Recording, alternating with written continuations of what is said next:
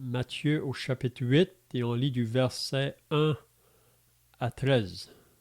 Donc je commence la lecture, puis vous pouvez suivre si vous voulez. Lorsque Jésus fut descendu de la montagne, une grande foule le suivit. Et voici un lépreux, s'étant approché, se prosterna devant lui et dit, Seigneur, si tu le veux, tu peux me rendre pur.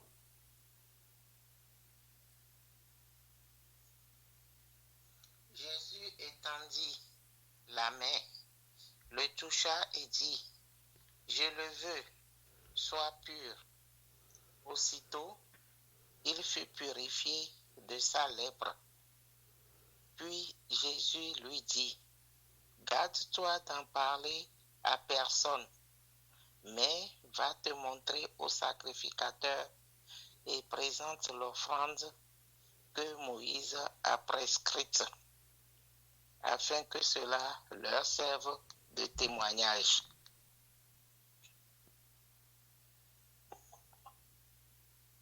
Comme Jésus entrait à Capernaum, un centenier l'aborda, le priant et disant, Seigneur, mon serviteur est couché à la maison, atteint de paralysie et souffrant beaucoup.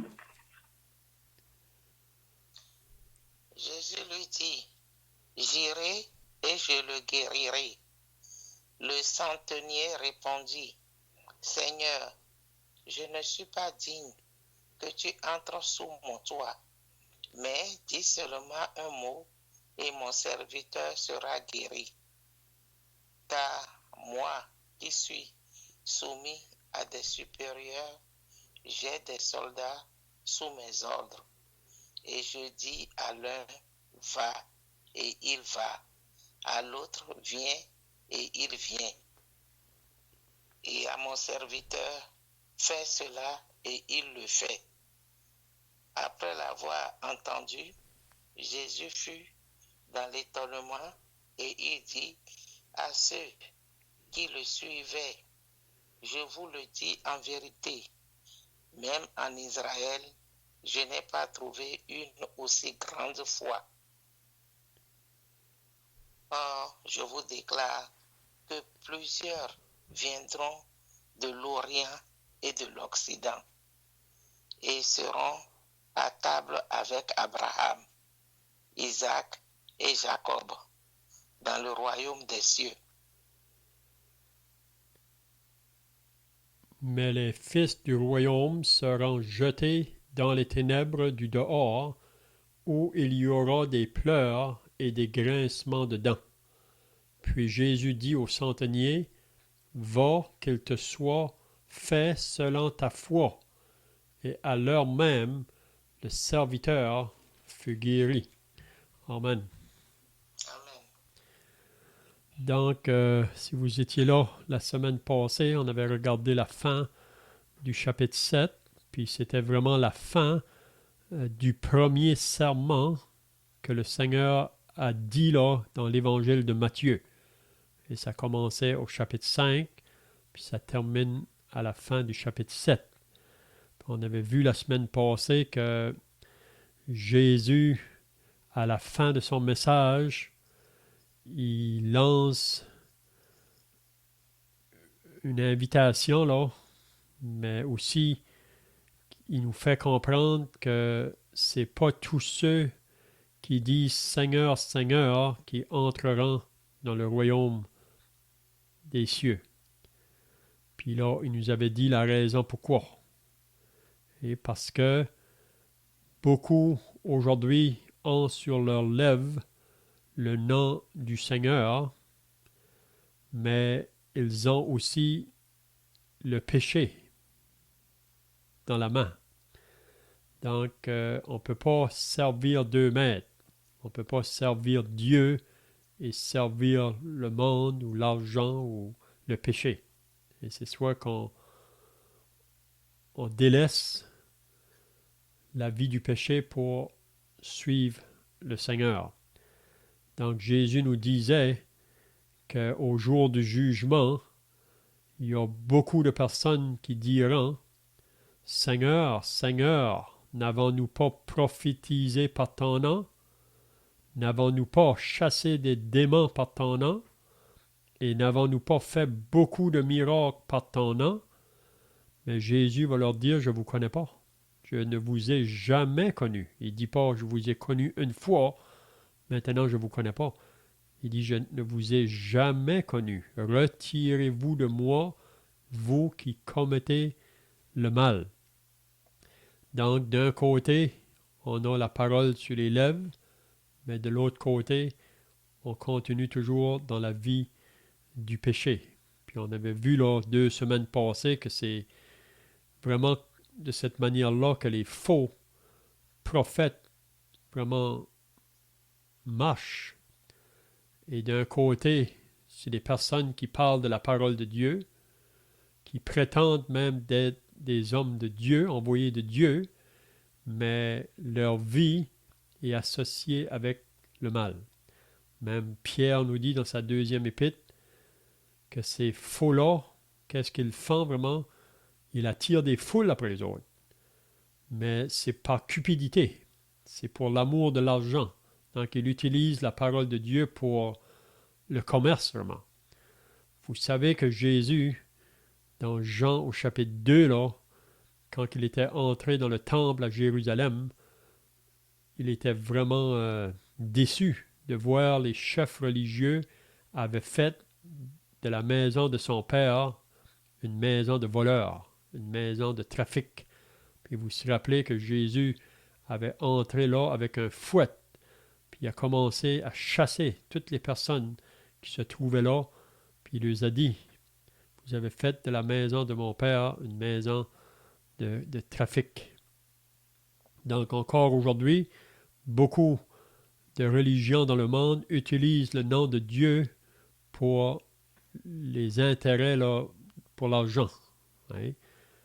Donc, un jour, ces personnes-là vont dire, « Seigneur, on a prêché en ton nom, on a fait des miracles en ton nom, on a chassé des démons en ton nom. » Jésus dit, « Je ne vous connais pas. Je ne vous connais pas. » Puis on avait vu la semaine passée qu'est-ce que c'était vraiment de faire la volonté du Père. La volonté du Père, c'est que quiconque voit le Fils et croit en lui. C'est pas assez de le voir, il faut croire en lui. Vous savez, beaucoup de gens, dans le temps du Seigneur, là, ils l'ont vu, des foules le voyaient. Ils l'ont vu faire ses miracles. Hein? Mais beaucoup n'étaient pas prêts à le suivre comme des disciples. C'est ça qu'on va voir encore ce soir un peu là. Donc la semaine passée aussi, à la fin du chapitre 7, il parlait de 2 maisons. Une qui est bâtie sur le roc, l'autre est bâtie sur le sable. Donc celle qui est bâtie sur le roc, c'est celui qui écoute la parole et qui la met en pratique. Celle qui est bâtie sur le sable, c'est celui qui écoute, mais qui ne met pas en pratique la parole. Donc quand le jugement va venir, elle qui est sur le sable va s'écouler. Elle ne pourra pas résister au jour de jugement. Donc, c'est ça la question que chaque être humain devrait se poser. Est-ce que moi, je bâtis ma maison sur le roc ou sur le sable? On ne peut pas être au milieu. Il n'y a pas de milieu avec Dieu. Il y a beaucoup de personnes qui voudraient être dans le milieu, mais il n'y a pas de milieu. On est soit sur le chemin large ou on est sur le chemin étroit. On est soit de ceux qui bâtissent sur le roc ou on bâtit sur le sable. Donc, à la fin du chapitre 7, ça nous dit que après que Jésus eut achevé ses discours, donc c'est depuis le chapitre 5 là, que Jésus a mentionné ce long discours, puis on sait que c'était vraiment à ses disciples qu'il enseignait ces choses-là, mais il y a aussi une foule qui se trouve là, des gens du peuple. Hein? Même les hommes religieux sont là autour pour l'entendre. Puis ce qu'ils trouvaient de Jésus, c'est qu'il enseignait avec autorité. Il dit qu'il n'enseignait pas comme les scribes et les pharisiens. Donc, il prêchait la parole comme qu'elle doit être prêchée. Puis on est exhorté à ça. Si vous lisez dans 2 Timothée chapitre 4, Paul dit à Timothée, prêche la parole. Prêche la parole. Insiste en toute occasion, car il viendra un temps où les hommes ne supporteront plus la saine doctrine, mais ils auront une oreille démangeaisant pour entendre des choses agréables. Ils vont se donner une foule de docteurs. Ils vont se donner des personnes qui disent des choses qui ne les dérangent pas vraiment dans leur vie. Mais la parole de Dieu qui est prêchée fidèlement, elle ne va pas plaire aux hommes. Elle dérange, parce qu'elle révèle la condition du cœur de l'homme. Donc Jésus parlait avec autorité. Qu'est-ce qu'il disait vraiment? Ça venait du ciel même. Ça venait de lui-même, parce que lui représente le ciel. Lui est la parole. C'est bien, donc, je ne sais pas si vous avez des questions là, de ce qu'on a vu la semaine passée, ou si vous avez d'autres pensées. Sinon, on va commencer au chapitre 8. Juste pour, par rapport à ce que tu viens de dire, on lit dans l'Évangile de Jean que la parole est la vérité. Puis on sait que dans le premier chapitre de Jean, on lit que la parole du Seigneur, c'est Dieu. Donc, non seulement ce n'est pas que quelques paroles est la vérité, c'est que toute la parole de Dieu, toutes ses paroles est la vérité. Lui-même est la vérité. C'est ça. Puis il nous dit dans Jean 14, celui qui m'aime gardera ma parole. Celui qui ne m'aime pas ne garde pas ma parole. Donc de dire qu'on aime le Seigneur, c'est de dire qu'on veut sa parole, on veut garder sa parole. Mais si on ne la garde pas, ça veut dire vraiment qu'on ne l'aime pas. Hein? C'est bien. Donc, maintenant, Jésus va descendre de cette montagne. Il était sur la montagne, là, à partir du chapitre 5.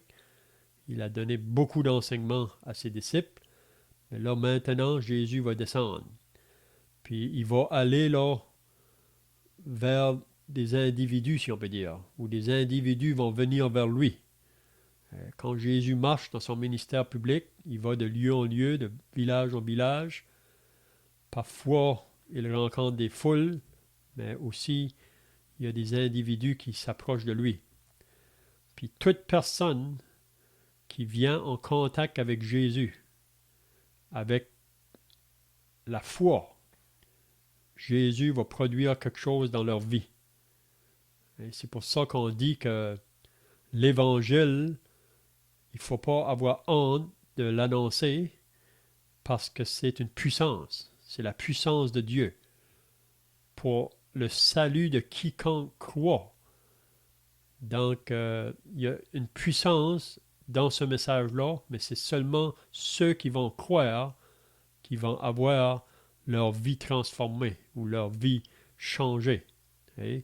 Parce qu'on voit, la foule est toujours là. Et c'est ça qu'on lit là. Lorsque Jésus fut descendu de la montagne, une grande foule le suivit. Donc la foule est toujours là. Mais on verra dans d'autres endroits dans les évangiles que Jésus, à un moment donné, doit reprendre la foule. Puis leur dire que si quelqu'un veut venir après moi sans me préférer à son père, à sa mère, à sa femme, à ses enfants, à ses biens, il ne peut pas être mon disciple. Donc, si on n'est pas prêt à tout quitter pour le suivre comme un disciple, on voit que la foule le suit, mais pas comme des disciples. Vraiment, la raison qu'ils le suivent, c'est parce qu'ils veulent avoir des guérisons. Et ils sont plus occupés avec les biens matériels et avec les choses d'ici-bas. Mais ils ne sont pas prêts à le suivre comme disciple. Mais toute personne qui vient à lui, qui est vraiment sincère, qui est honnête dans son cœur, le Seigneur va répondre à son besoin. Il va répondre à son besoin. Donc ici, on voit un homme qui va venir. Lorsque Jésus fut descendu de la montagne, une grande foule le suivit. Donc, on peut s'imaginer là, Jésus qui descend de la montagne, une grande foule est en arrière de lui. Mais quand il arrive au bas, il y a un lépreux, un homme qui est atteint de la lèpre. Puis il s'approche de Jésus. Vous savez, si vous lisez dans le livre du Lévitique, il nous parle à propos d'un lépreux. Quelqu'un qui atteignait la lèpre, là, ou qui avait cette maladie-là, dans l'Épître aux Hébreux, ça nous dit qu'il ne devait pas avoir contact avec personne, parce que c'était une maladie contagieuse. Donc, il devait rester en dehors même de sa famille, il devait être dans le désert, puis si des personnes s'approchaient, il devait crier « impur, impur », parce qu'il ne pouvait pas avoir contact avec une personne. Puis on peut l'appliquer aujourd'hui à l'homme pécheur. Vous savez, dans nos péchés, on ne peut pas aller dans le ciel avec nos péchés. Et on doit rester en dehors du ciel. Mais on sait que Dieu veut nous laver de nos péchés. Dieu veut qu'on soit dans son ciel. Mais on ne peut pas entrer avec le péché. Il faut que nos péchés soient lavés ou effacés. C'est la même chose pour le lépreux. Pour qu'il puisse revenir dans sa famille, dans sa maison, il faut qu'il soit guéri. Parce qu'à part de ça, il ne peut pas venir. Donc, on peut s'imaginer quand que le lépreux s'est approché de Jésus, la foule probablement a reculé. Et puis la foule probablement se demandait qu'est-ce qu'il fait, ce lépreux. Et il ne doit pas nous approcher, il devrait s'éloigner. Mais ce lépreux-là ne veut pas manquer l'occasion. Jésus passe. Donc, quand que Jésus passe, il ne faut pas manquer l'occasion. Il faut venir à lui, il faut le prendre. Et c'est ça que le lépreux a fait. Il s'est approché, ça nous dit qu'il s'est prosterné devant lui. Parce que Jésus est Dieu, donc on peut se prosterner ou adorer Jésus. C'est seulement Dieu qui peut avoir l'adoration. Vous savez, si vous lisez dans les Actes au chapitre 10, ça nous parle d'un homme là, Corneille qui est son nom, puis vous vous rappelez que le Seigneur lui a parlé pour qu'il aille chercher l'apôtre Pierre, pour qu'il vienne chez lui, pour qu'il apporte le message de l'Évangile. Puis quand que Pierre est arrivé chez lui, si vous vous rappelez, cet homme-là s'est jeté à genoux aux pieds de l'apôtre Pierre. Puis Pierre lui a dit, « Lève-toi, je suis simplement un homme comme toi. » Donc, l'homme ne doit pas accepter l'adoration des hommes.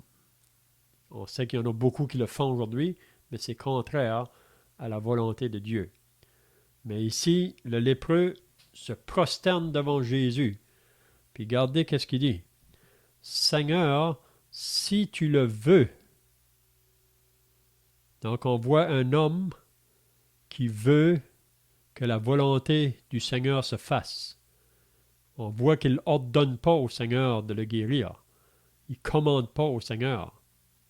Il dit simplement, si tu le veux, que ta volonté se fasse, Seigneur. Si tu le veux, tu peux me rendre pur. Donc ce lépreux-là est convaincu. Ça, c'est un acte de foi vraiment. Il croit que Jésus peut le purifier. Mais si tu le veux, si tu le veux. Donc Dieu aime quand on s'approche de lui, qu'on dise que ta volonté se fasse, Seigneur, et non pas la mienne. C'est ça que Jésus lui-même a dit dans le jardin de Gethsémane. Donc, est-ce que Jésus va refuser une prière comme ça? On lit dans Jacques, Jacques nous dit dans son épître au chapitre 4, là, « Vous demandez et vous ne recevez pas. » Pourquoi? Parce que vous demandez mal dans le but de satisfaire vos passions. Hein? Donc aujourd'hui, il y a beaucoup qui prient Dieu ou qui demandent à Dieu des choses, mais ils ne sont pas accordés. Pourquoi? Parce qu'ils veulent les choses pour leur propre intérêt ou leur propre désir ou pour le moment présent. Mais le moment qu'ils ont la chose, ils oublient Dieu vraiment. Mais cet homme-là ici, il est honnête. Si tu le veux, tu peux me rendre pur. Puis qu'est-ce que Jésus fait? Il ne faut pas qu'on touche un lépreux. Vous savez, toucher un lépreux, c'est contagieux.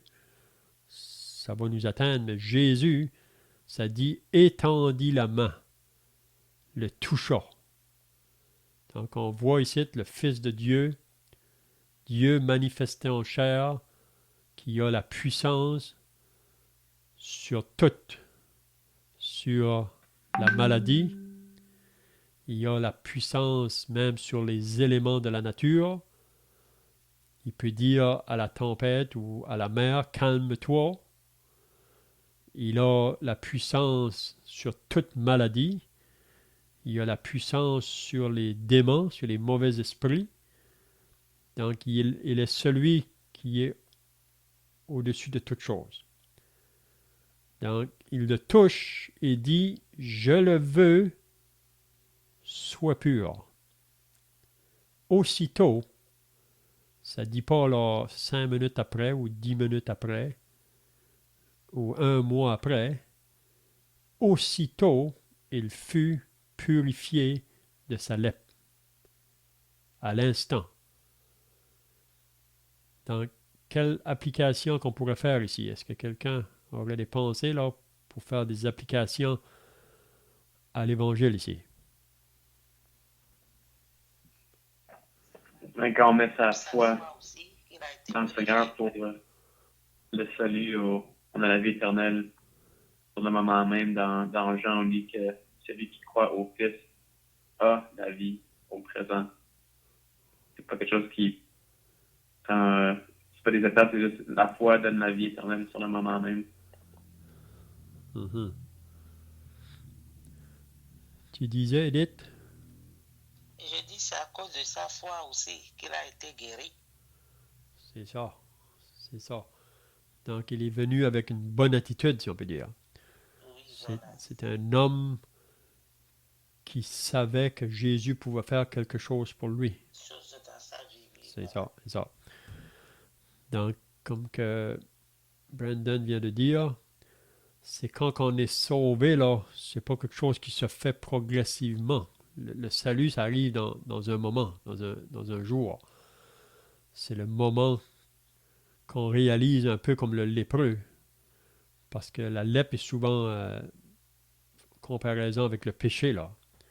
Le péché nous empêche, nous prive du ciel.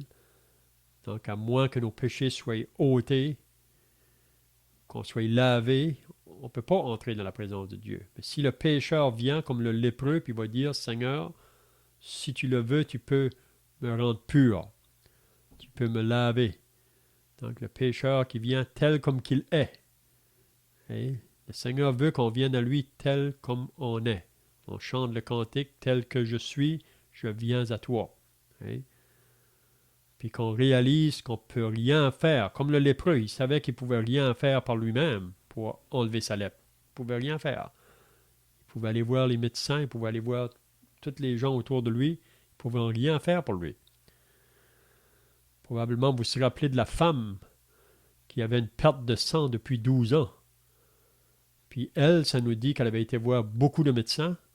Elle avait dépensé tout son argent, mais elle allait en empirant, ça y allait pas mieux. Mais quand que Jésus a passé, elle disait en elle-même, si je pouvais seulement toucher le bord de son vêtement, je serais guérie. Puis vous vous rappelez qu'elle est allée au travers la foule, puis elle a touché le bord du vêtement du Seigneur, puis ça nous dit à l'instant même, sa perte de sang est arrêtée. Même Jésus a dit, qui m'a touché? Les disciples ont dit, mais Seigneur, il y a une foule de gens qui te pressent. Il dit, quelqu'un m'a touché, parce qu'il y a une force qui est sortie de moi. Puis cette femme-là est venue se jeter aux pieds de Jésus. Puis il a dit, ma fille, ta foi t'a sauvée. Donc, l'acte de foi. La foi, c'est simplement de croire que Jésus peut tout vraiment. Hein? OK, donc aussitôt il fut purifié de sa lèpre. Puis Jésus lui dit, garde-toi d'en parler à personne, mais va te montrer au sacrificateur et présente l'offrande que Moïse a prescrite afin que cela leur serve de témoignage. Donc, pourquoi que Jésus dit ici, après qu'il guérit ce lépreux-là, garde-toi d'en parler à personne. Il ne faut pas que tu n'en parles à personne. Pourquoi que Jésus dit ça? Est-ce que vous avez des pensées?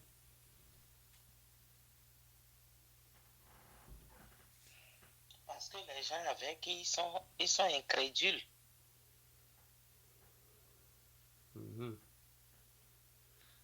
Ils sont incrédules, ils ne croient pas encore au miracle de Jésus.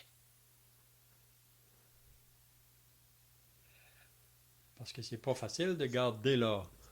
Si que moi, je serais lépreux, puis tout d'un coup, je suis guéri. Je suis guéri. C'est difficile de garder ça pour nous-mêmes. Regardez ça, voilà. Pour vous, De parler pour vous. on veut le dire. Et son témoignage, voilà. Mais pourquoi ici que Jésus dit à cet homme-là, garde-toi d'en parler? Quelqu'un a d'autres pensées ici?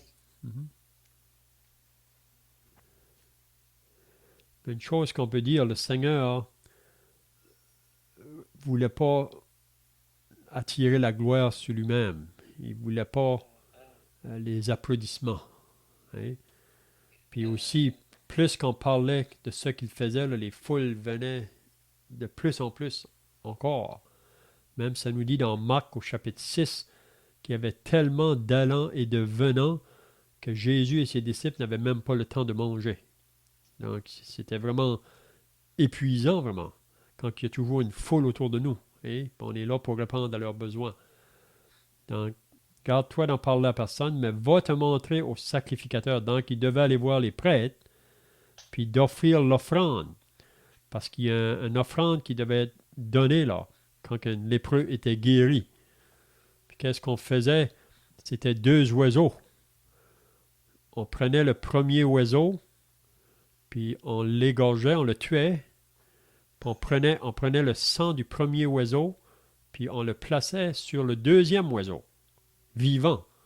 Puis ensuite, on laissait aller l'oiseau vivant, puis il s'en allait dans les airs, comme si qu'il apportait la maladie avec lui. Et ça, c'est un portrait vraiment du Seigneur Jésus. Vous savez que Jésus, il est venu premièrement pour donner sa vie en sacrifice, pour qu'on puisse avoir nos péchés pardonnés. Il est mort, mais Jésus n'est pas resté dans le tombeau. Il est comme le deuxième oiseau, l'oiseau vivant. Jésus est monté au ciel. Et il est ressuscité, il est monté au ciel. Mais va le dire au sacrificateur pour un témoignage vraiment, pour que ces hommes-là puissent réaliser que cet homme-là, Jésus, c'est réellement lui, le Messie, le Fils de Dieu. Mais on sait que pour la plupart, ils n'ont pas cru ou reçu Jésus. Hein? Donc, est-ce que quelqu'un a d'autres pensées là? J'ai juste une question. Est-ce que c'était possible pour un homme de guérir de la lèpre, à part d'un miracle de Dieu? Oui, on voit pas beaucoup de personnes dans la parole de Dieu qui avaient la lèpre. On voit concernant Naaman, je ne sais pas si vous vous rappelez de Naaman, le Syrien. Jésus nous dit dans Luc au chapitre 4 qu'il y avait plusieurs lépreux en Israël, mais aucun des autres a été guéri, si ce n'est Naaman le Syrien. Puis probablement vous vous rappelez de Naaman. C'est vraiment une petite fille qu'il avait apportée chez lui en captivité, une petite fille d'Israël. Puis c'est elle qui a dit à Naaman, quand elle a su que Naaman était lépreux ou qu'il est devenu lépreux, elle a dit s'il allait en Israël, il y a un prophète, là, il pourrait le guérir. Puis vous vous rappelez, qu'est-ce qui est arrivé avec Naaman? Le prophète a simplement dit à son serviteur, dis à Naaman, va te plonger 7 fois dans le Jourdain et tu seras guéri. Mais vous vous rappelez qu'à la première vue, Naaman n'a pas accepté ça. Même il s'est frustré vraiment. Parce que Naaman pensait qu'il allait aller voir le prophète allait sortir dehors, il allait lever les mains en l'air, il allait faire beaucoup d'actions, mais c'était pas ça du tout. Donc c'était un message bien simple. Naaman, va puis plonge-toi dans le Jourdain. Mais Naaman veut s'en aller, il ne veut pas aller. Mais là, ses serviteurs sont venus, ils ont dit, Naaman, pourquoi que tu n'écoutes pas le prophète? Si tu avais demandé quelque chose de difficile, l'aurais-tu pas fait? C'est quelque chose de facile qu'il te demande. Donc, ça prenait vraiment un acte d'humilité là pour Naaman. Il devait s'abaisser. Puis c'est ça qu'il a fait. Il s'est humilié. Il est allé au Jourdain. On peut s'imaginer là, il ne fallait pas seulement se plonger une fois. Il devait se plonger 7 fois. Puis on voit l'humilité de cet homme-là. Il s'est plongé. Puis quand il est sorti de l'eau la 7e fois, ça dit que sa peau était comme la peau d'un enfant. Il était guéri. Hein? Donc, on voit que ça prend une intervention de Dieu pour guérir quelqu'un de sa lèpre. C'est un peu la même chose pour qu'on soit purifié de nos péchés. Il n'y a pas un homme sur la terre qui peut faire ça pour nous autres. Ça prend quelqu'un en dehors, un sauveur qui vienne. Hein? Je ne sais pas si tu avais d'autres pensées, là, Brendan. Non, c'est ça un peu ma pensée, parce que je sais que dans Lévitique 14, ça parle des offrandes pour ceux qui sont guéris de la lèpre. Mais je trouvais ça intéressant de constater que c'est seulement Dieu qui vraiment peut guérir la lèpre. Donc, je peux penser à du monde peut-être dans le camp d'Israël qui se rebellait contre Dieu. Je me demande s'ils se demandaient si la lèpre c'est contagieux, puis personne ne peut guérir la lèpre. Comment ça se fait qu'il y a un sacrifice qu'on peut offrir si on est guéri? C'est comme si, effectivement, il faut être guéri, mais il fallait qu'il se tourne effectivement vers Dieu. Là. Un peu comme effectivement, juste comme le péché. Il faut se tourner vers Dieu pour être guéri. Mm-hmm. C'est ça. Donc, il y a des choses que Dieu peut permettre à l'homme de faire. Hein? Même les médecins, Jésus a dit que ce ne sont pas ceux qui se portent bien qui ont besoin de médecins, mais les malades. Donc, Jésus voyait qu'il y avait des hommes qui peuvent guérir avec la manière de médecine, mais il y a quand même des maladies que le médecin ne peut rien faire. À moins d'une intervention de Dieu, la personne va rester là. C'est comme face à la mort. Hein? Donc, l'homme est incapable de rien faire quand ça vient à ce moment-là.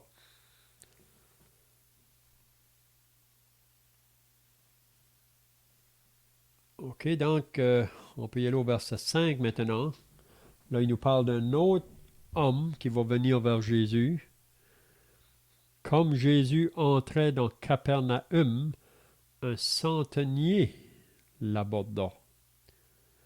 Donc ici, c'est un homme qui dirige une cohorte de soldats, si on peut dire là. Mais lui aussi vient à Jésus. Puis ça nous dit, il disait à Jésus, Seigneur, mon serviteur est couché à la maison, atteint de paralysie et souffrant beaucoup. Donc on peut voir que ce centenier-là reconnaît que seulement Jésus peut venir en aide à son serviteur. Puis son serviteur souffre beaucoup par cette paralysie. Donc Jésus lui dit, j'irai et je le guérirai. Donc on voit encore Jésus qui va répondre à l'appel de ce centenier. Puis la raison, c'est parce qu'il voit dans cet homme-là un cœur honnête, un cœur qui est sincère, un cœur qui est vrai. Si vous lisez dans Jean 2, là, à la fin du chapitre 2, c'est pas à toute personne que Jésus se fie ou qui voit un cœur honnête.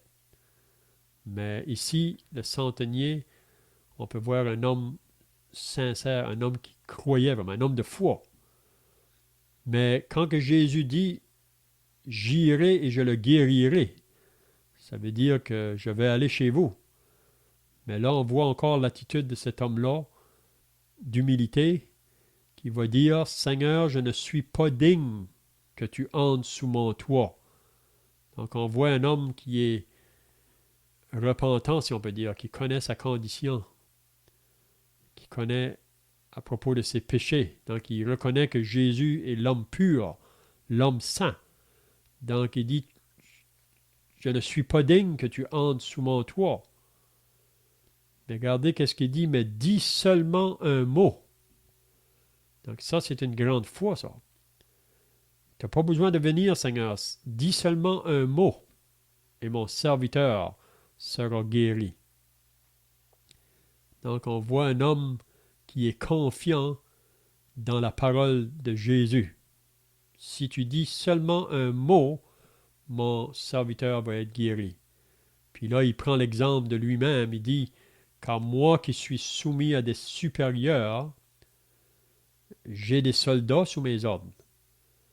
Et je dis à l'un, va, et il va. À l'autre, viens, et il vient. Et à mon serviteur, fais cela, et il le fait. Donc, il cite ce centenier-là, quand il ordonne à ses soldats d'aller là où il cite, ils obéissent. Hein? Mais il cite ce centenier-là, il veut marcher sur la parole de Jésus. Donc, tu n'as pas besoin de venir, Seigneur. Après l'avoir entendu, Jésus fut dans l'étonnement. Jésus fut dans l'étonnement en voyant cet homme-là, là, son attitude, sa foi. Jésus fut dans l'étonnement et il dit à ceux qui le suivaient, « Je vous le dis en vérité, même en Israël, je n'ai pas trouvé une aussi grande foi. » Parce que lui, il n'était pas un Israélite, là, cet homme-là. Donc Jésus dit, « Je n'ai pas trouvé une aussi grande foi en Israël. » Donc on voit un homme, à cause de sa foi, le Seigneur va répondre à sa prière. Puis cet homme-là va voir son serviteur guéri. Donc je ne sais pas si vous avez d'autres pensées ici. Combien de fois dans le Nouveau Testament que le Seigneur a été étonné? Je peux penser ici, puis la femme avec les miettes de pain qui tombent, là, sur la table. Je pense que le Seigneur était étonné à sa foi aussi, mais je me demande s'il y a d'autres instants que le Seigneur était étonné à la fois. Oui, on voit quelques passages qui nous parlent de ça, vraiment. C'est surtout envers des gens qui n'étaient pas des Israélites, et des païens, vraiment, ceux qui étaient associés aux nations païennes. C'est là qu'on voit que Dieu fait grâce à tout, vraiment, à toute personne qui vient avec lui, à lui, dans un esprit d'humilité et de foi, vraiment, le Seigneur va simplement répondre. Hein?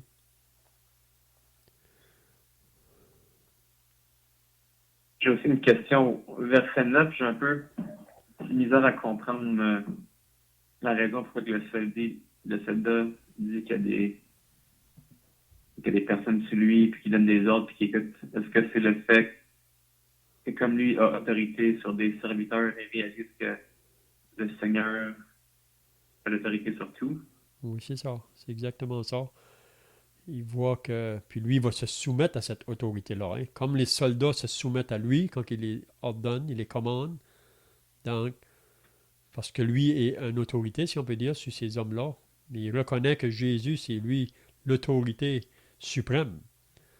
Donc, tu as juste à dire une parole, Seigneur, puis ça va être ça. Hein? Donc, il va obéir. Parce que Jésus est le chef de tout homme.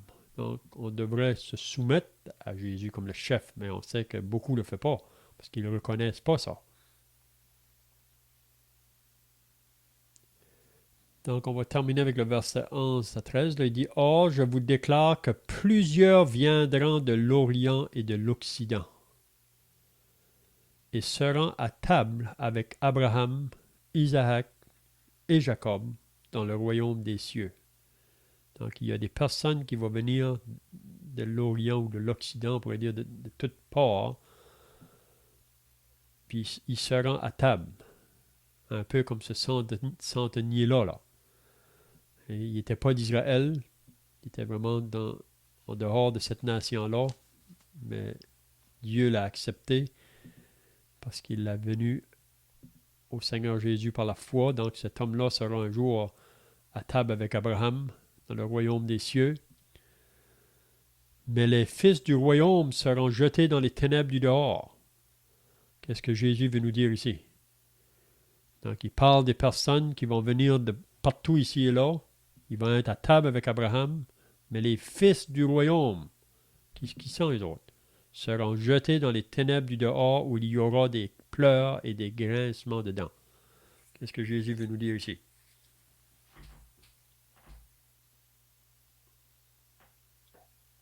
Il parle des enfants de la nation d'Israël, le peuple de Dieu, que, comme on lit, leur cœur était loin de Dieu, mais vraiment ils se sont tournés de Dieu, et puis vu qu'ils se sont tournés, ben, ils n'auront pas place à table avec Abraham et les autres.